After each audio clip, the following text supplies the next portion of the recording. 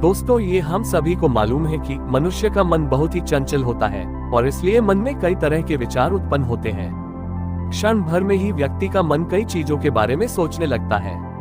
इसलिए तो कहा जाता है कि मन को काबू करना आसान नहीं। लेकिन गौतम बुद्ध मन को नियंत्रित करने के आयामों के बारे में भी बता चुके हैं। मन में विचारों का आना गलत नहीं है, लेकिन मुश्किल तब हो जाती है जब मन में अश्लील विचार आते हैं। कभी कभी तो ना चाहने के बावजूद भी मन में अश्लील विचार आते हैं। अगर आपके मन में भी ऐसे विचार आते हैं तो गौतम बुद्ध की इस कहानी से आपके विचारों में जरूर बदलाव आएगा। बुद्ध अपने भिक्षुओं को उपदेश देने के साथ ही उन्हें भिक्षाटन के लिए भी भेजते थे। एक बार उन्होंने अपने एक भिक्षु भरत को भिक्षा लेने के लिए एक श्राविका के घर भेजा। भरत पूरे रास्ते मन में ये सोचते हुए श्राविका के पास गया कि आखिर आज भिक्षा में क्या भोजन खाने को मिलेगा। क्योंकि भरत चंद्रवंश के राजकुमार थे और बुद्ध के सानिध्य भिक्षु के रूप में दीक्षित हुए थे। हमेशा भरत को महल में खाने के लिए स्वादिष्ट पकवान मिलते थे, लेकिन आज भिक्षा के रूप में उसे जो भी मिलेगा उसी से संतुष्ट होना पड़ेगा। श्राविका के घर पहुंचकर भरत ने भिक्षा मांगी। श्राविका ने भरत को बैठने के लिए कहा और भोजन लाने के लिए घर के भीतर चली गई। इधर भरत फिर से अपने प्रिय भोजन के बारे में सोचने लगे और जैसे ही श्राविका भोजन लेकर आई तो भरत अचंभित रह गए। भरत ने देखा कि श्राविका ने उनके लिए उनके पसंदीदा पकवान परोसे हैं और अपने प्रिय भोजन को देखकर वह खुश हो गए। भोजन ग्रहण करते हुए भी भरत सोच रहे थे कि महल में तो उन्हें भोजन के बाद विश्राम करने की आदत है, लेकिन आज उन्हें भोजन के बाद वापस तेज धूप में चलकर आश्रम जाना होगा।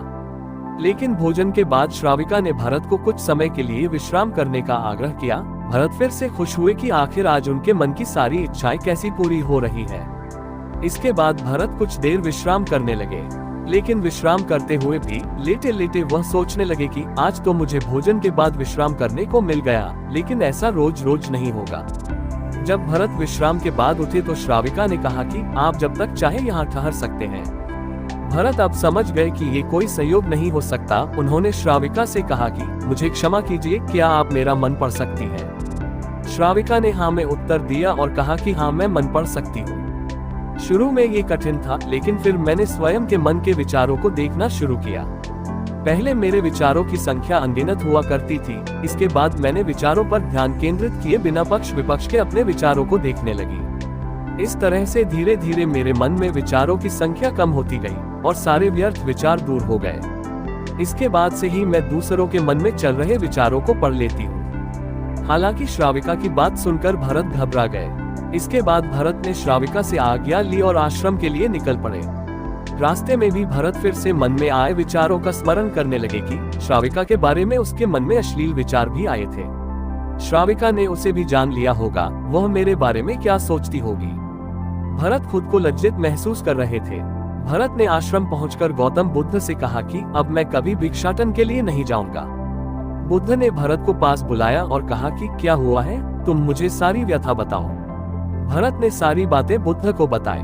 इसके बाद बुद्ध ने कहा कि अगले एक हफ्ते तक तुम भिक्षाटन के लिए उसी श्राविका के घर पर जाओगे, लेकिन तुम्हें इस बात का ध्यान रखना होगा कि कल भिक्षाटन के लिए जाते हुए तुम अपने चित्त को पूरे होश में रखना। तुम्हारे भीतर क्या विचार उठ रहे हैं उन पर ध्यान केंद्रित करना और यह भी ध्यान रखना कि तुम्हारे मन में कौन सी वासना उठ रही है।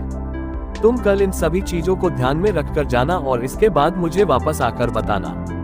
अगले दिन भरत भिक्षाटन के लिए गए। बुद्ध के बताए अनुसार वह पूरे रास्ते अपने होश को जागृत रखते हुए चल रहे थे। जब श्राविका का घर आया तो भरत ने भिक्षा मांगी। उसके भीतर कोई वासना नहीं थी और न ही कोई विचार उत्पन्न हो रहे थे, क्योंकि उसने अपने मन को पूरी तरह जागृत रखा था। भरत ने भिक्षा ली और आश्रम चला गया। भरत ने बुद्ध को प्रणाम किया और कहा कि आज उसे जिस आनंद की अनुभूति हुई वह पहले कभी नहीं हुई। इस तरह 7 दिन तक लगातार उस श्राविका के घर जाते और भिक्षा लेकर चले आते। अब उनके मन में अश्लील और गंदे विचार आने बंद हो गए। दोस्तों, इंसान की सोच पर किसी का जोर नहीं चलता है। कब और कैसे हमारे दिमाग में कैसी सोच आ जाए इस पर नियंत्रण पाना असंभव है। लेकिन अगर वह सोच हमें परेशान करने लगे तो इससे बाहर आने की कोशिश जरूर की जा सकती है। ठीक ऐसे ही दिमाग में बार बार अश्लील विचारों का आना एक तरह की परेशानी है। दिमाग में अश्लील ख्याल आना किसी के वश में नहीं होता है।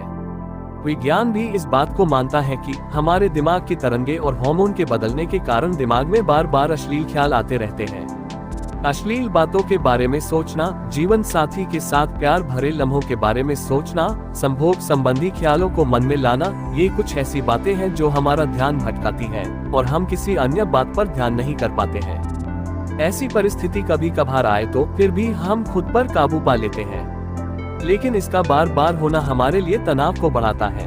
ऐसे में इस परेशानी से जल्द बाहर आने के तरीके खोजने चाहिए।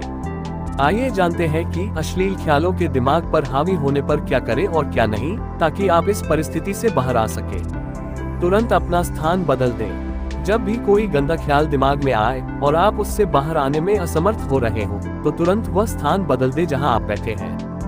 घर पर हो या ऑफिस, तुरंत उठकर किसी खुली जगह पर चले जाएं। और अगर उठकर बाहर जाना संभव ना हो तो अपना पसंदीदा संगीत सुनकर दिमाग भटकाने की कोशिश करें।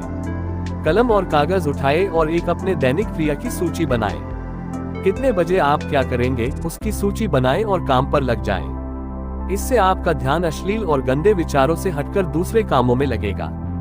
ज्यादा से ज्यादा व्यस्त रहने की कोशिश करें। जब भी लगे कि आपके मन में ऐसे ख्याल आ रहे हैं जो आपको परेशान कर सकते हैं, तो खुद को किसी ना किसी काम में व्यस्त कर लें। ऐसे में साफ सफाई करना सबसे अच्छा विकल्प होता है।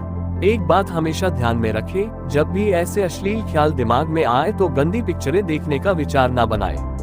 कई लोग ये सोचते हैं कि फोन देखने के बाद वे उस स्तर पर पहुंच जाएंगे जिसकी उन्हें उस समय जरूरत होती है और आखिरकार एक समय के बाद उससे बाहर आ जाएंगे।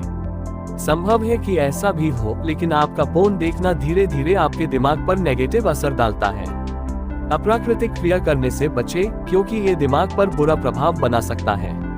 किसी परिस्थिति में अपने मूड को लाइट बनाने के लिए लोग शराब, धूम्रपान या अन्य किसी मादक पदार्थों का सहारा भी लेते हैं, लेकिन अश्लील विचारों के आने पर ऐसा करना हानिकारक हो सकता है।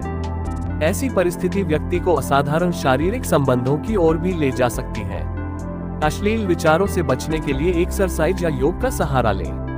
ध्यान करना भी एक अच्छा माध्यम है दिमाग को शांत रखने का।